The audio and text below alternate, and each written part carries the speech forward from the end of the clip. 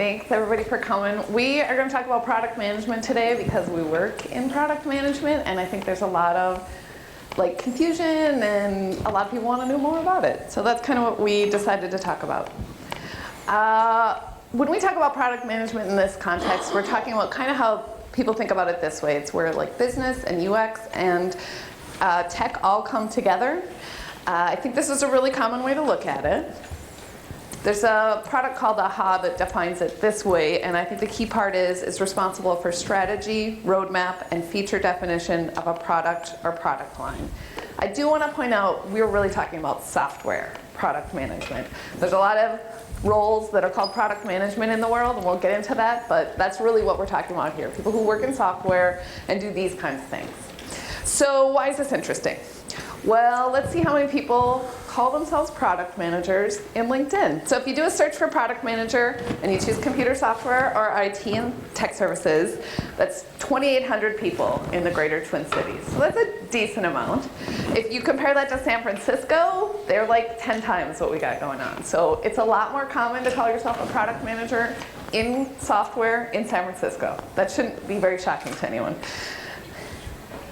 I did find this. There's an organization called Hired that put out a survey, and they normally just do developers, but they've been adding in product managers because it's so desired and it's coming up more and more, and it's a career path that's really starting to emerge.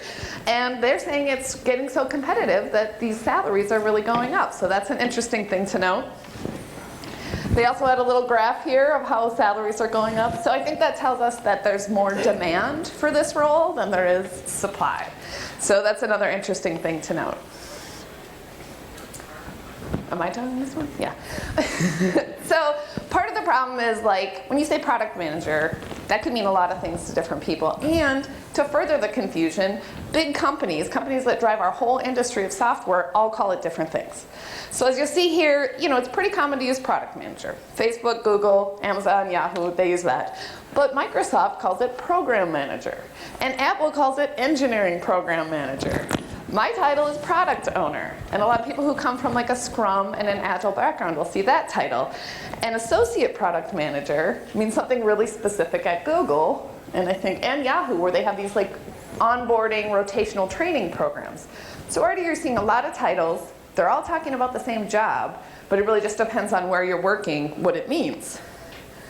I think this is even more complicated in the Twin Cities. So if you look at this, of all the people who say they're product managers, 15% work in software. So that means there's people doing product management that is not what we're talking about today. Maybe you work at General Mills and you're a product manager of a brand. Maybe you work at Boston Scientific and you're a product manager of a medical device. That's not the role we're talking about today. You can see that in San Francisco that's less prevalent. A third of the people who say they're product managers find themselves in software. So I think it's even harder that we're in a city that's not dominated by software. There's also a lot of different backgrounds. So a lot of companies will require an MBA. Amazon likes an MBA. Google likes masters and PhDs. Yahoo and Twitter and Microsoft really don't care about what your degree is, but they want you to have experience in product management. And Facebook really likes to just buy your company and make you the product manager. And just to put the microscope on us, I come from an engineering background and I have a degree in political science. Adrienne has a degree in mechanical engineering, has an MBA, and her last job was in marketing.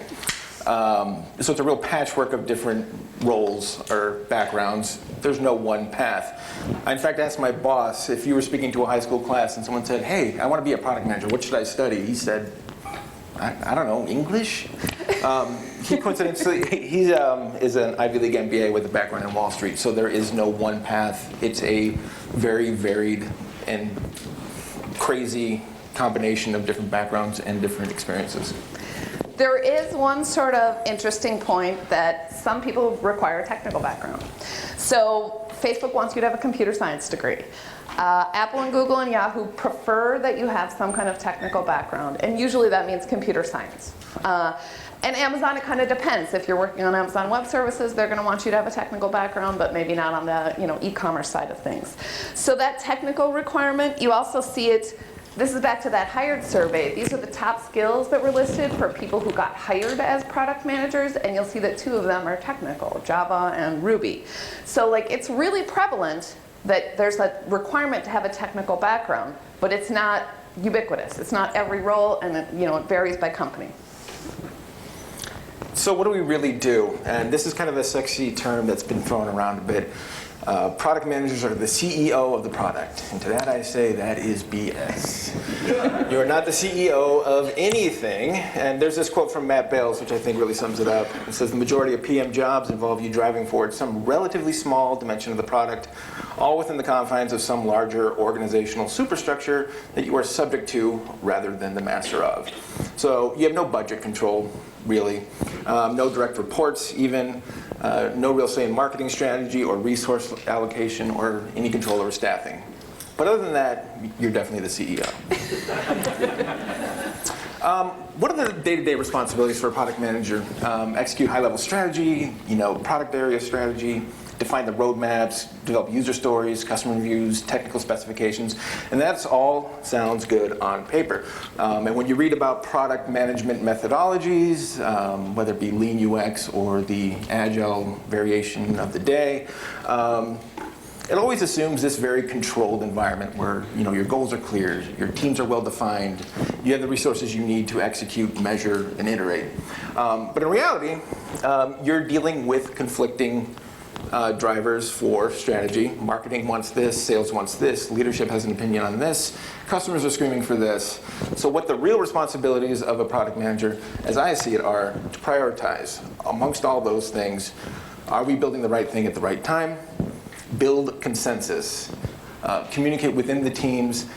Be prepared to defend what you're doing and why you're doing it. And then, at the same time, be prepared to compromise. Second guess your own assumptions, your own opinions, stifle your ego, get it wrong, admit you're wrong, then start over. And then communicate. Over-communicate, re-communicate, communicate some more. Make sure everyone internally and externally know what you're doing and why you're doing it. So we submitted a survey because we were curious. Amongst the people we work with, what do product managers do? This one kind of struck. Product managers are who I beat up when customers get mad. That didn't show up on the right. Okay. Oh, you could just read it. That's weird. Why didn't it show? No. It's in black on there. Can you read it? No, but look. For some reason, we got the... Oh, well, you can just take these then. Okay. When I asked my friends, so what do I do? Can you describe what I do? The response I got was, I think you're a project manager?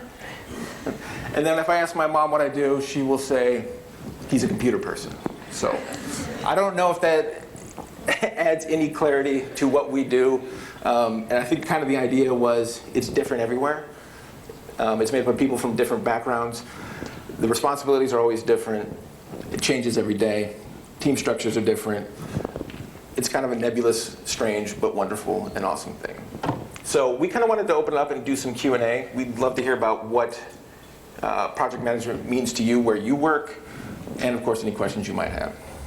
Product manager. Did I really say that? I think you did. And we're happy to talk a little bit more about some of the details of what's going on, where we work at lead pages and stuff we've tried, and different structures we've done and abandoned, and where we're at now if people want to learn more about that. Does anybody here have the title of product manager or product owner? Not that many people. How many people work with someone who has a title like that? All right, that's most of the people.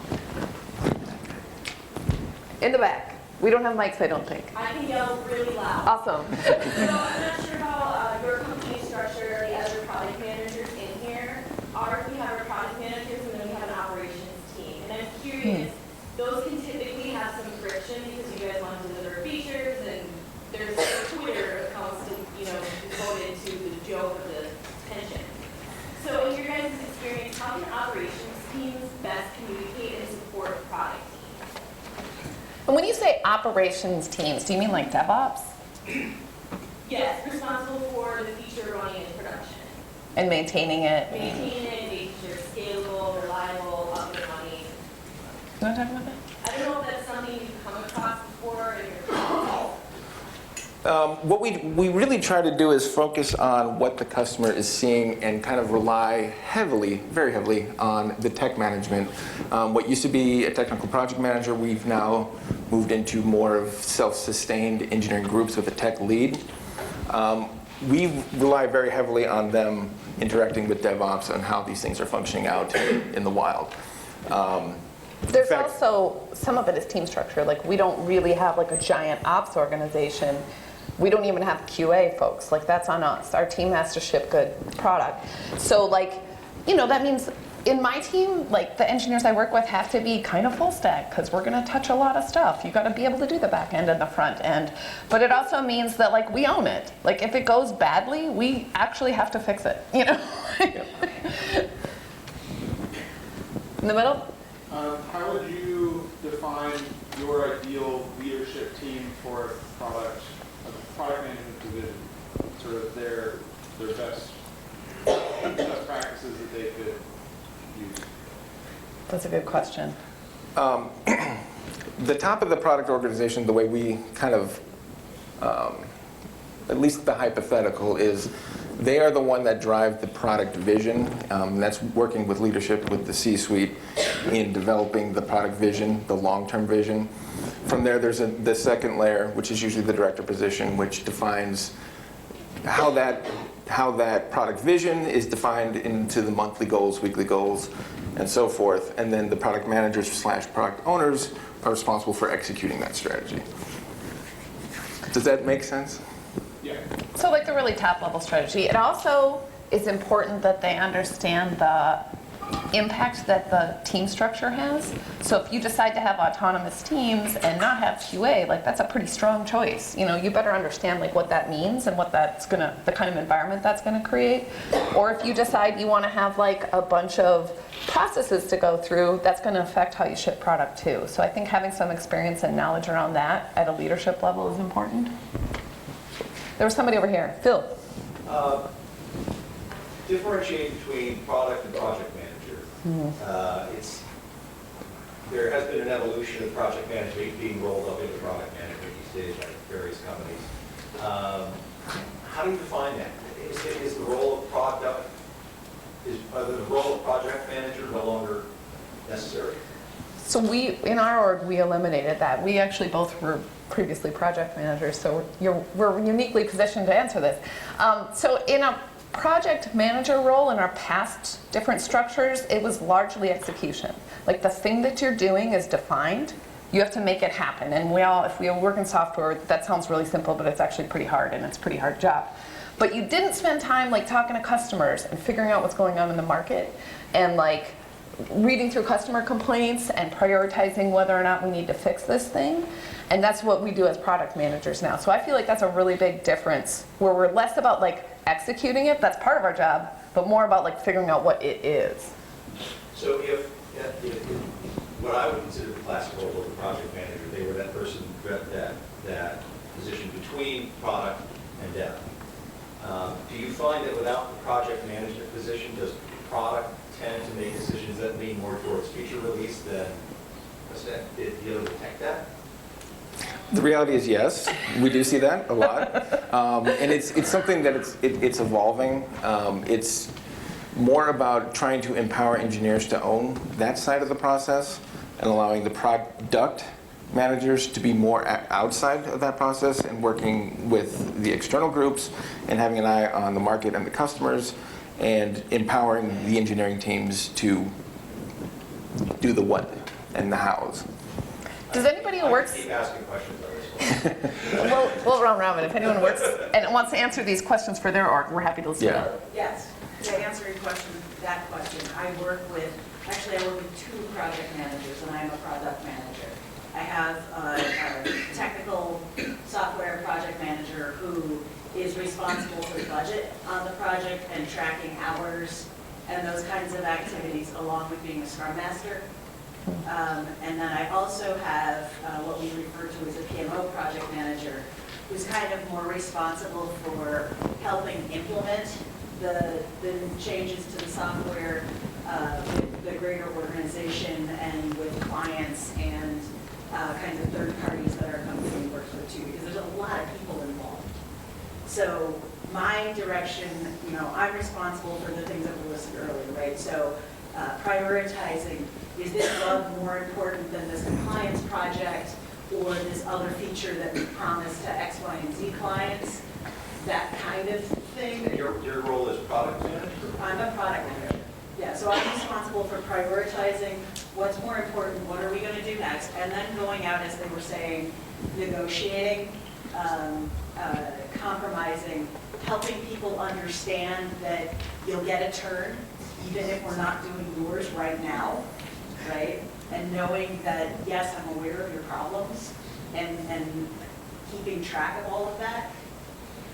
So you're saying the project managers, 2 of them, are not in the loop with you and Deb? They're kind of outside? No. The software project manager is. Okay, She works more tightly with the team than I do. got it. And we also happen to have VAs who kind of function as the product owners. Right. And they're the ones writing the stories. I'm providing a higher level direction. Oh, there's a lot of people there. Yep. Because that's all, even the VA has been rolled into product manager. Yeah. So we do all that at Lead Right. Pages. Right, but I'm working on a huge enterprise level Right. system as opposed to a smaller, more contained piece. There was somebody up here. Here you go. Green sweatshirt. Yeah.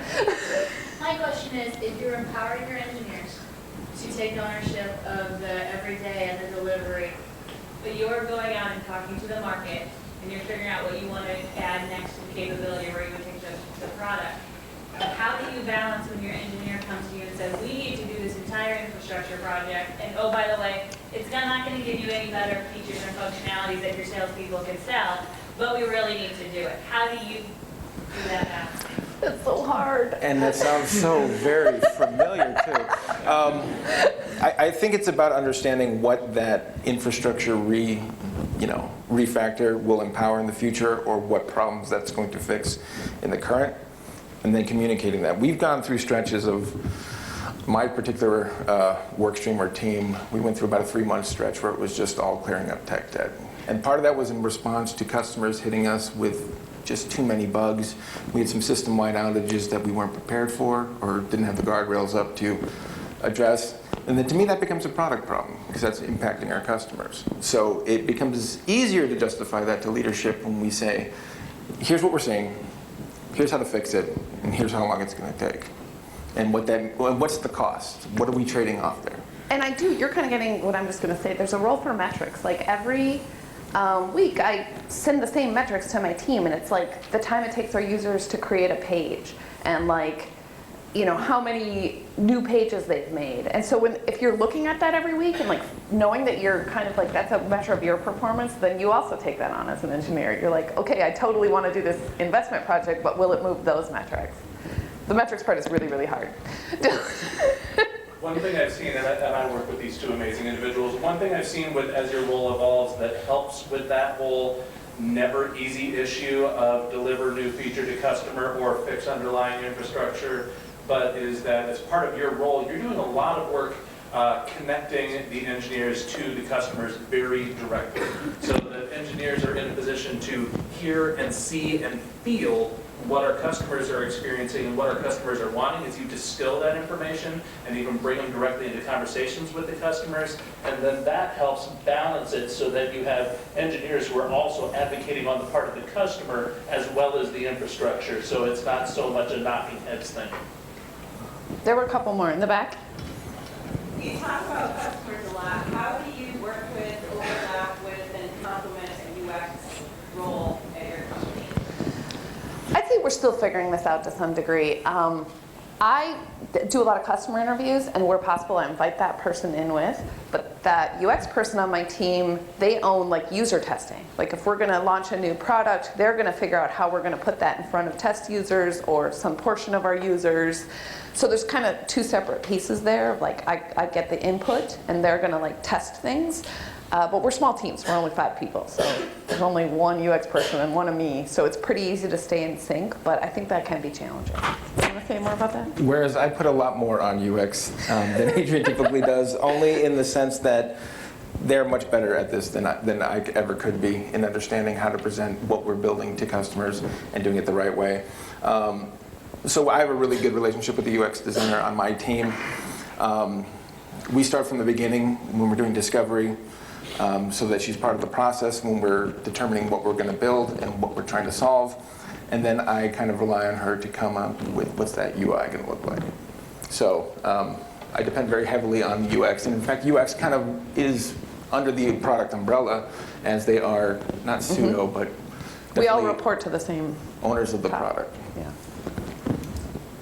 Go ahead. Build on that question and ask how then you work with product marketing or marketing team, sales, other people who are touching the customers on a regular basis, and sometimes get sensitive about who's dealing with what customers and all that good stuff. We do that in a lot of ways. We have a really amazing support group, and I think that they're excited for us to be more involved. So if they have a customer who's like, this thing is totally broken and you built it the wrong way, instead of being like, we'll tell somebody, they'll be like, someone's gonna call you and talk to you about this. So in some ways it really helps them, answer the real question the customers are talking about. We try to stay in sync with marketing. We're just a big enough company, we're 160 people now, we're this whole interdepartmental communication has just become a thing where it's just you don't just know everything anymore. So we've got to get better about that. These features are going to launch in this time frame, but while still being really flexible. So it's really hard to make sure they're ready to write a cool blog post about it, but we're going to hit that date and launch a good product. So we're small enough that we can keep it pretty ad hoc, but big enough that we have to think about it. It doesn't just happen. There was somebody in the way back. Yeah. Yeah, I just had a question. Do you have dedicated development resources? Do you have to compete with other product managers for that? Again, ideally we would be those vertical teams that will own it end to end, but in reality there will always be dependencies. There's always going to be shared resources. There's going to be features that rely on the development work of another team that has their own set of priorities and goals, and I think that's one of the more challenging aspects of our job, is coordinating that amongst each other, understanding how our individual team priorities fit up to the larger organizational priorities, and how exactly to coordinate that. So we do have dedicated engineers on our team, but the Right. work is rarely contained within that. What are your thoughts or concerns about another graduate who wants to become a product manager right out of school? And what advice would you give them? Oh man, what a good question. Do you want to answer that? I tell them they need to start BA. Yeah. Yeah. I don't think it's an entry-level position. It's a leadership position. If that is your ultimate goal, look for positions like business analyst is a really good entry point into it, and perhaps a developer. There are other roles that help you learn. So what are your actual specific concerns? What can a student do? A student is unlikely to be able to do the negotiation and the back and forth that's necessary. You don't necessarily have the context. Generally speaking, product managers are more senior. Right. I know at Lead Pages we're contemplating having a more senior level product person under which there could be more entry level folks. So maybe you'd write the user stories and then build from there. So I think it does vary a lot by organizations, and that's where the title thing will get tricky. And also the it's a little bit immature in this town. This role isn't go ask somebody outside in the hall, they're not going to know what product management is. You could probably approach this by talking to people who are doing this job and say, well, where did you come from? How did you wind up in this particular field? Yeah. Because nobody comes out of college generally does this job. It's something that you had a career path that sort of stumbled you into this. Couldn't have said it better. Taylor. So I would say if you want to start, we're representing a bunch of different sides of the people. So if you want to be a product manager, build a product. Start whether it's you find somebody who's a technical co-founder, being able to decide what you want to build and whether or not you should build it and how to respond to the customer and how to prioritize, and failing at it, and being able to measure and understand why you did. Those are the things that I look for in our product managers, and so you have to be able to at least represent the fact that you what the problem is you're trying to solve and how you measure your way to that. So it's true, I think there's probably some very large scale products that you'll be able to walk into with no prior product experience. But you can start with an idea and represent product management. So I don't want to discourage. And also, coming out of school, everything is building blocks. Everything you learn in school is a building block. Everything you do outside of school is a building block. So your whole career, you're building blocks on blocks on blocks to do different things. I didn't start out in IT. I sold advertising for the Army. That has nothing to do with IT. So there's it's all the building blocks of your career and what you can do down in the future. The more you learn now, the better off you are later. More examples of the building blocks would be that you can join a development team and then follow it into release, so you learn the full product life cycle, decisions that have been made, the consequences of those decisions. Those experiences customers support responding to bugs. That can, I suppose, develop you to reach that program. I think we have plenty of time, but when does the session end? 12:05. Official answer down here in the back. So I'm part of a small startup team of 3 people, and I'd like to know what product management activities we could incorporate to build a better product. Or another way to put that is, when do you hire a product manager? I don't know. Like, I'm not a big fan of process. Like, we grew our product management when we were like 50 people. I don't know, 60 people. Well, like we're doing like user interviews. Like, what else we could be doing? I think cataloging all your user feedback, like not just user interviews, but like customer feedback, customer complaints. Also, something that we actually need to get better at too is, startups are probably better at this, including the concept of customer being like someone who could be your customer, or someone who used to be your customer. So like having a broader definition maybe of customers. But from like tactical stuff, do you make a roadmap? Do you like know what you're making in the next 6 weeks? We're pretty flexible in that though. Sometimes that makes sense. Depends on your product and where you're at in your journey. Yeah, and this will sound trite and cliche, but it's the old process of, define the problem, define the solution, test it, tweak it, repeat. I think that testing it is the more difficult part, and they say, hey, what are your customers saying? Take their feedback, and then iterate on that. But, okay, you talked to what? How many customers? 5, 10? What kind of data do you have? Do you have the right data? Are you looking at the right data correctly? How do you synthesize all that to make the decision to the next step? So I think that measurement process, which is kind of glossed over, is one of the more difficult parts. Identifying how it's performing and what to do to improve that. So I'm actually a business analyst, so I'm on a team that builds products. But what I would look for from product manager, and I'm curious about your feedback too, is the vision. Where are you trying to take your product at a high level? Like, are you trying for growth? Are you trying for speed? Are you trying what are the things that you're actually trying to make the product do that moves the needle for the company? And then what I look for, I can make you a story and I can tell you what features will get us there, but I don't know where you guys want to take the product. I don't know why is this product going to move the needle for the company? Somebody over here. Especially for a smaller startup and from a product management standpoint, too often I see where somebody has a product, right, and then they have a customer. How do you balance the feedback from customers? Because it's real easy early on to have the higher paying customer be kind of a louder voice in the equation. We have 40,000 customers, and it's still like a certain kind of customer has a louder voice, right? It can cause a lot of back and forth for the team, right? Because you're doing this and then you're doing this and you're doing this. How do you balance out that voice across the customer base? I think that's really hard to do. One thing that I try to do is to just like note who that customer is. How long have they been a customer? What plan level are they at? So I get a sense. Is this someone who just showed up? Or is this someone who's been with us for a while and this feedback's probably really thoughtful? So that's kind of like a quantitative way to do it. But otherwise, like volume, does it rise to the surface for like 100 customers? Because then like that's a real problem we have to solve. Or is it just like a vocal minority? And then sometimes you have to like dig into competition. Like, well, maybe there's only a couple customers talking about this, but all of our competition has it. So like maybe that's something we got to focus on. So it's that's kind of more of an art, I think, than a science. Dylan, you had something?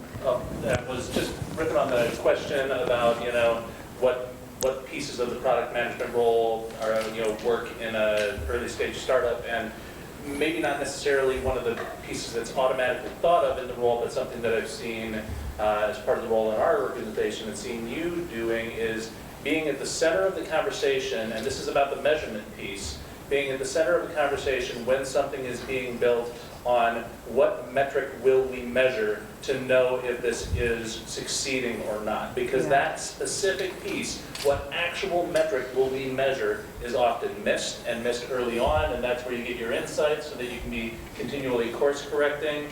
And so I've seen that be a really, it's a more difficult conversation than you'd think, and you've been in the right position to make the most of the people in that conversation getting to a conclusion.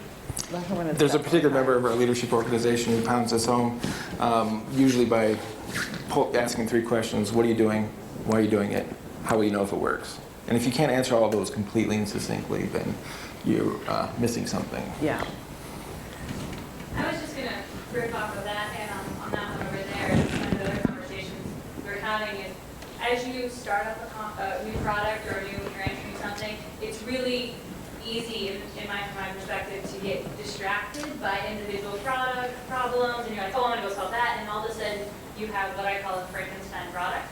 And so when I first started product management, one of the first things that I was tasked to do was put together a series of prioritization factors. So every time something comes in, it's a bug, it's a new feature request, it's a new product idea, what are we going to evaluate it on? And yes, it's a process, and yes, but it was the learning part for me. It's like, well, yeah, how many customers are impacted? How dangerous or how badly are they impacted? But then also, what is this going to do towards my strategy? Does it fit in the broader strategy? What is the executive who's in charge of getting revenue in the door going to say? Is he really going to want this one-off because it's going to help us get to the quarter, or he's not even going to notice it's not a blip on his screen? And which battles am I going to have to fight when it comes to, why did you pick my problem? Well, I didn't pick your problem because I evaluated it on this very standardized, and yes, there's a little factor in there that says PM reserves the right to put a lot of weight on this because they believe that it's their gut, right? But everything else was kind of standardized, and that helped when everyone else was coming at you because they knew it was a level playing field. Engineer could come to me and say, I think you should do this. Customer could come to me and say, I think you should do this, and I could, go through that systematically without hurting feelings, because at the end of the day, I think you should put up a product manager. One of the things, they are always wrong. You're wrong. Somebody's going to say you're wrong. You have to be okay with being wrong to somebody all day. I'm really good at that. Paul? At being wrong. So if you and or Tamara could jump in on this, I have a fill in the blank for you. The best product managers have these skills, traits, or characteristics about them. Like, what are the best product managers? Like, how do you know? So like, see one in the wild, how do you know that is? there was some recent, What do you pay for them? Oh. and what's that? And what do you pay for them? Since it's such a new world, There was one slide. talk about that. Some people say the whole business UX tech thing, but there was some article recently that's like a different version of that. Do you know off the top of your head? I don't. Go ahead. You can answer that question for Paul. To me, we were having trouble filling, as we're growing the product management team, filling those roles. And we kind of had this list of complex, 3 years in agile development, stuff like that. Finally, one of the product leaders said, you know what, I'm looking for someone who can communicates well, is detail-oriented, is organized, and who can execute. That's all. Let's start there. We can fill in those gaps later. Whatever methodology or terminology or specific product background. Give me that. I can work with the rest. I think, I'd agree with that. I'd really be interested in what Tamara says. Wait, is Tamara still here? Oh, there he is. So, I don't know. I think those are foundational things. I think it goes back to being able to what I was saying earlier about really being able to say what a problem is, like separating the fact that like if your engineering team says they need to rebuild because of technical debt, how do you make that into what problem is going to solve for a customer? I think I really look for flexibility. You have to be willing to go into something and find out that you're wrong and not be so emotionally committed to going in that direction that you just do it anyway. So it comes to put a plug for a couple of coworkers. They're doing a qualitative versus quantitative talk next in Kaufman.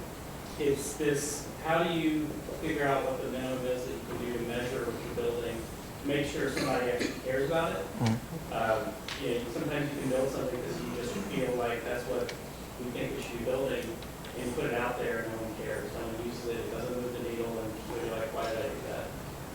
So to me, especially for our group, is increasingly you have to be metrics minded and led by that and able to balance this, like, we're very design and user centered, but being able to measure it and put some quantitative value behind why we're doing this and if it actually matters to our company goals.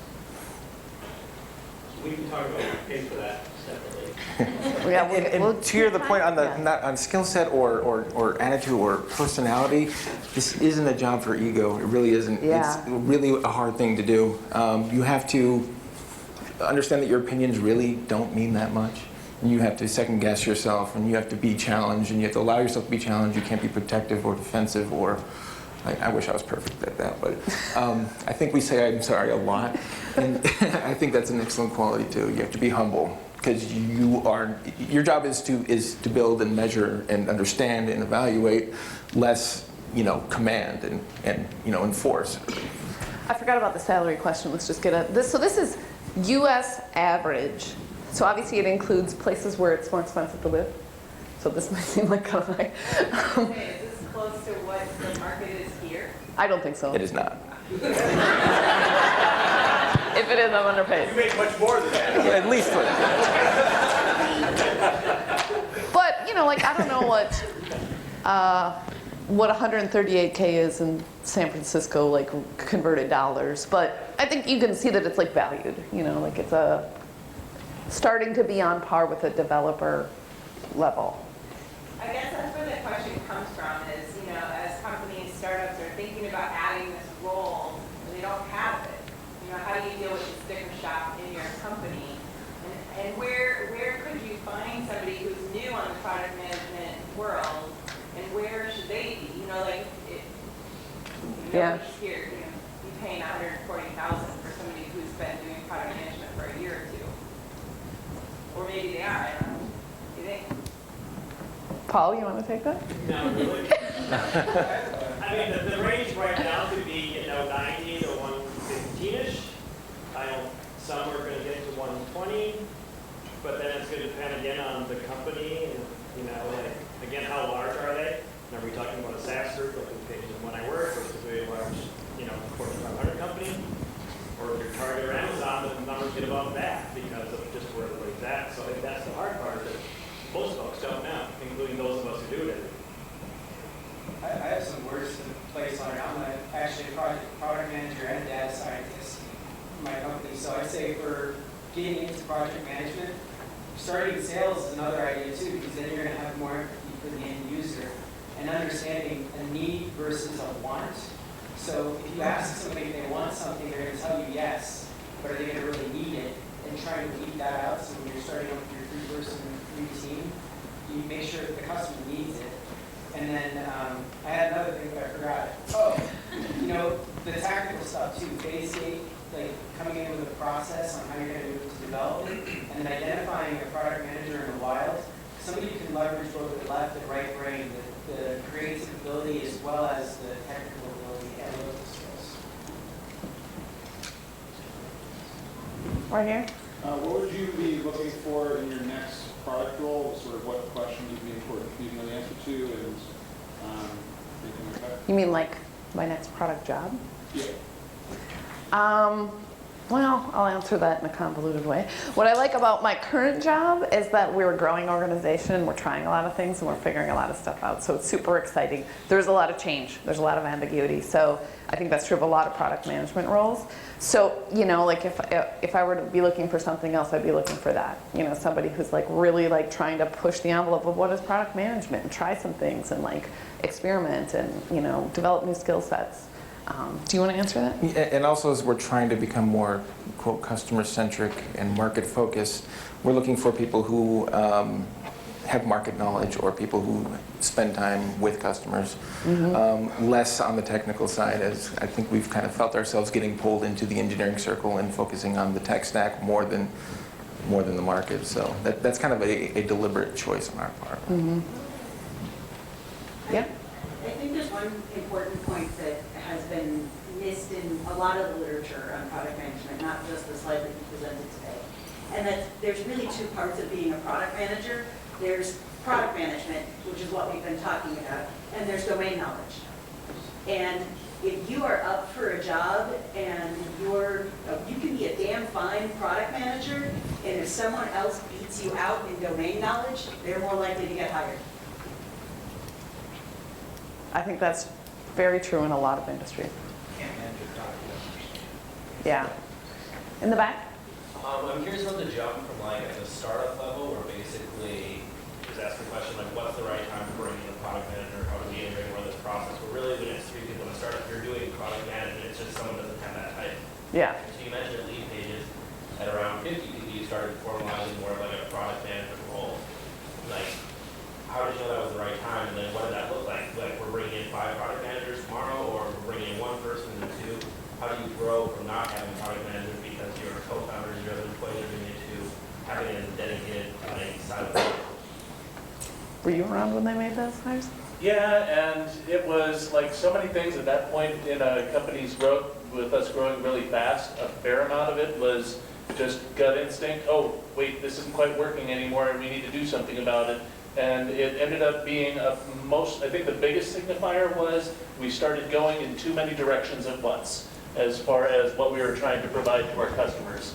And fortunately, before that got too insane, we realized that we needed to have a better representative of what is the most important value to deliver to our customers. So, you know, watch for that spider web starting to happen. That's a big signifier. And somebody else said, like, you know, how do you justify this position when you're growing and get the company to buy in on, okay, it's time to have this position in our company? I'm sure that there are good metrics out there about the cost of building the wrong thing. And that's the whole shooting match right there. That's your justification. Tamara, can you speak to when I work and when you guys decided about product management? Well, I started a year and a half ago, and there was already product managers that had kind of come up through the ranks, but the company was, you know, the CEO founded and CEO led from a product perspective. The way that we've grown out the product organization is really around just being able to have parallel focuses around different customer problem areas. So once we got to the point that we needed to be able to move the product forward without having all these cross dependencies and being able to have somebody who really owns where we're going, that's when we needed to build a more structured product organization. On a side note, I tried to get Tamara to do this with us, so I'm just forcing him into it. Phil? I wanted to hop back to something you said a little bit earlier about if this isn't a job for somebody with an ego. While I agree to some extent, I think that there has to be humble confidence, and there also has to be a solid decision maker. The one thing that always concerns me about product managers that want to continuously collaborate, always collaborate, constantly collaborate, we're still collaborating, we don't get any decisions. And that's when tech debt mounts, that's when feature creep happens, that's when you stop shipping. Yeah. So it's one of those things that I think that there has to be some ego, and again, I say that, you know, because everybody's got an ego, it's a matter of how you manage it. And you have to be able to say, yes, the product, I believe the product manager is a source of truth for the whole thing. If they don't have a clear vision, they're not 100% what they want to do, and then everybody all the way down the chain is just going to be frustrated. I would agree with that, and maybe another way to put it is that you should have a strong point of view. And I think we've found in practice, like, quickly making the wrong decision is much better than like spending forever trying to decide what the perfect decision is. Yeah, and I think what I was trying to say with the no ego is quickly understanding and realizing and identifying when you were wrong, and then letting that. Agreed. Right, but not at the cost of being decisive. That's a good point. I don't know if it's no ego, I think it's being humble. Be humble. Yeah. But be confident, yeah. Is there anybody else? Do you work with developers closely? It sounds like you have small teams. Like, I can grab them. That's how close I am. So how do you have an HR department?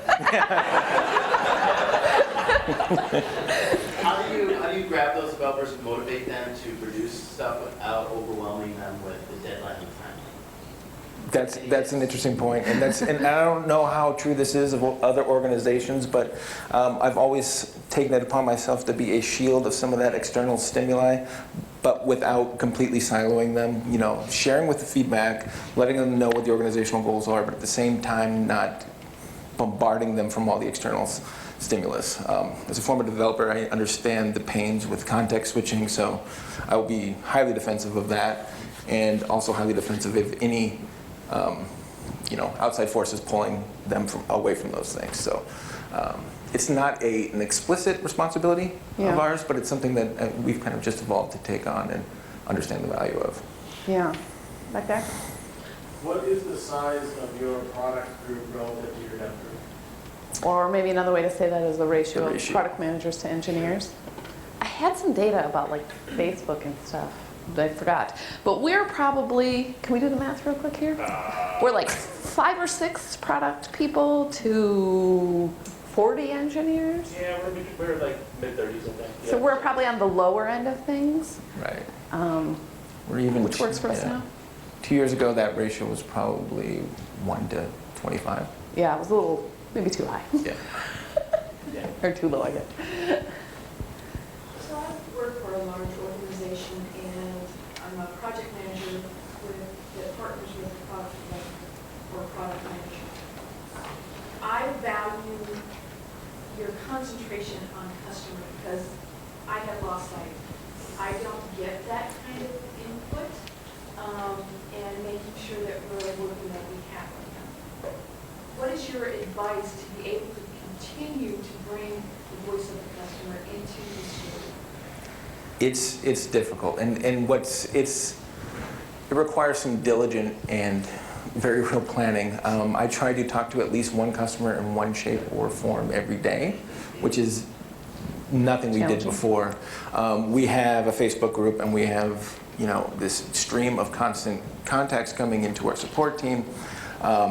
So my thing is to spend at least 1 hour either with a customer or evaluating customer feedback from the different sources. And that's the thing that's easy to push off because you got a deadline, but it's something that we've all been very committed to structuring that.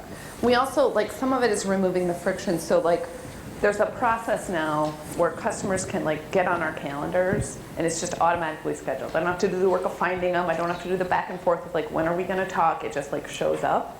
So we've removed some of that friction of connecting with customers, but that all had to, we have to email to the customers, set up a Calendly, get everybody integrated. But I think that helps a lot. It's hard to develop a practice of talking to customers, and let's just remove some of the friction so it just shows up on your calendar and you have to do it. I commend you for continuing. It's hard to keep focusing on. The bigger you get. Anybody else? We have 1 minute. Resources. Recommended resources, meetups, things like that. What do you recommend? We deleted a failed reading list page. There's a Product Tank meetup. There's a Product Tank meetup, which was recently hosted at Lead Pages, which I highly recommend. Really great group of organizers, really great turnout, really great discussion. Jeff Patton spoke last time. I think I see some familiar faces here.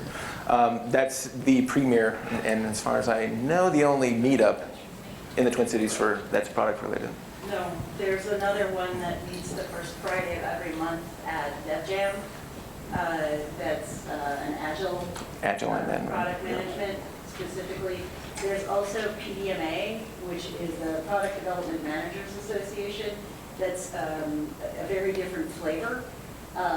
It's the only group that I know of that caters to software product managers and other product managers. And so they tend to get more, they do a lot of lean presentations, and it's much more presentation focused. But it's also a good option. I follow like Mind the Product and like some of these bigger blogs, Marty Kagan stuff. What's the Bring the Donuts guy? Oh, that guy. Ken Norton. Yeah. So just Google like top product management blogs to follow and like look at 2 lists and take the common ones off the 2 lists. Anybody got anything else? Oh, we're 1 minute over. We're supposed to be respectful of time. All right, thank you so much for all your thoughtful questions.